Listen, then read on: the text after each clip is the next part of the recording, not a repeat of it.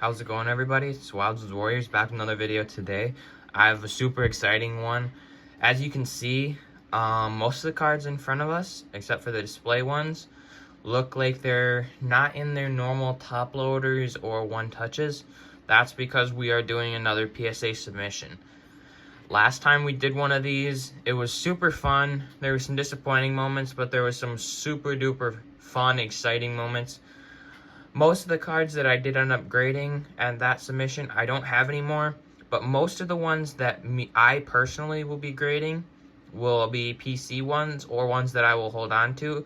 Because coming out in a later episode, I have some awesome news to share with you guys. I can't say it yet because I'm not 100% sure how or what we're going to do yet. But it is very exciting for me, and hopefully it will be as exciting for you guys. But I will get into this. I'll slide this stack off because this one is bigger. That is my stack. These are going to be Koi's cards. Excuse my hands if it looked like I got attacked by a cougar or something. I was just doing firewood last night or yesterday, so I got ripped up a little bit. I don't wear gloves. It's my own fault. But this is Koi's stack. I'm so excited for this, guys. I feel like as I've been making videos, our channel has grown, or I know it has. I feel like I personally, and Koi too, have just grown in like knowledge of cards and stuff. Like, if we would have been starting, we would have sent in just like, for an example, here's a cool Patrick Mahomes. Just because it's Patrick Mahomes, be like, oh, we're sending that in. But now we have to look over the cards, make sure they're centered good, make sure they have all the right, no print defects or effects or whatever. And just there's so much stuff that has to go into this to make this stuff worth it, especially if we're going to pay the $25 instead of like the 15 or whatever it is for the card club or whatever. We don't pay that, so we have to do 25 bucks a card. So most of these have to get 10s to be worth it. There is a couple where if they get 9s, they would be all right. But I've been talking for almost 2.5 minutes. Let's show you guys what we're doing. So this is Koi's, as I said. Here's a John Morant. This is a red. Just a red from Hobby, I think. NBA debut. As you know, he collects Ja. Looks pretty clean. So even in a 9, I think he'll keep it anyway. But it looks pretty clean. It should get a 10. It's not that expensive in a 10. I think it's only like 35 or 40. But like I said, it's a PC card for him anyway. If it wasn't a PC card, I probably wouldn't grade it. But we'll see what that one ends up getting. I pulled this one in a past video. Actually, now that I think about it, it was probably only like 2 or 3 videos ago for you guys. It feels like a long time ago for me, though. This is a Blue Hyper, Bijan Robinson, from Mega of this year's Optic Football. Really excited for this one because he's going to be a starter this year. One of the top backs in fantasy, too. I don't know how that'll end up. You guys doing fantasy football? Let me know where you think Bijan should end up being picked. Right now, I think he's like the 3rd overall back, which personally I don't agree with. I think he's more like a 5 or a 6 back. But we'll see. Then we have a Steve Nash Genesis.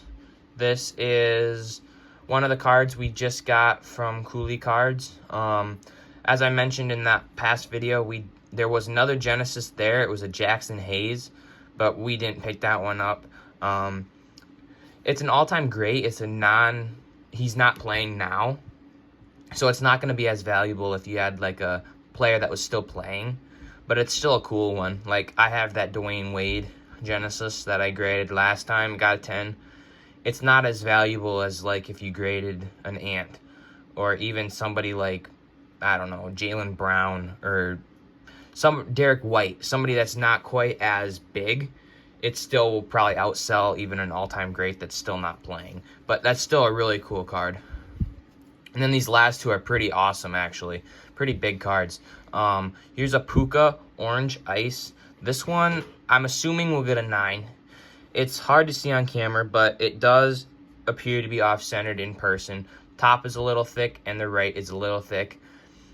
But I don't know. It's close enough where I think it might be within their guidelines to give it a 10. If it doesn't get a 10, I think you're still pretty well off with it, because this is from the Fanatics boxes. Fanatics boxes are crazy expensive, so most people aren't even opening them. So I think these are going to be rarer than you'd think. These orange ices from the blasters, and then the purple pulsars from the Mega, I think are going to be super rare. I haven't even seen a purple pulsar in person, honestly. And then we have Koi's biggest one by far. This has definitely come down since the time we pulled it. The video we pulled it, at the time, Don Russ was almost brand new. So these were selling for almost $200 right out of the gate. But people have been commenting on that video. They're still watching it. I get hundreds of views per week just on that video. So, but during the time I hit it, Koi hit it, it was a big card. It's only like 40 bucks now. But yeah, so this one, I think, I can't talk. If it gets a 10, it should be around like 150-ish, I would assume. Something like that. I would assume. I'm not 100% sure on that, but that's what I would think. And then here's my stack. I'm sending in 8 cards. Koi sends in 5. So I think, what would that be? A little over $300 total. Plus shipping and stuff, it'll probably be more like $350. But like I said, 1 or 2 of these cards can make your money back in the whole thing. But this is my first card.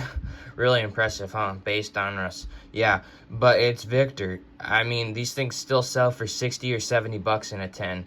And most of the other ones, like, I have some really cool cards. Here, I'll show you. I got a stack of them right here, actually. Like, this Chet Holmgren here. I was going to send this in way before I sent that Wemby in. Then I looked up comps on it. In a 10, it's like $35. I would buy that for $35 in a 10 a million times out of 100. But for some reason, the base Don Russ Wemby outsells that Chet. I don't know why, but I mean, it's got the white borders too, so it shouldn't be too hard to grade. There's a little smudge on the case. So I'm expecting a 10 on this. Here is a Ben Simmons Zebra. This one, I know it's Ben Simmons, and he might be one of the most overrated players in NBA history, but it's a Zebra. It's super duper cool looking, super short print. Looks awesome. If it doesn't get a 10, I'm going to get roasted in the comments. I'm going to get yelled at by my brother and my buddies. If it gets a 10, I'll still probably get roasted in the comments and yelled at by my friends and buddies, because it still probably won't be worth anything. But it's just a cool card. It looks awesome. Expecting a 10 on that. This one, with just looking at it, you'd be like, why are you sending that in? It's just a breakaway insert.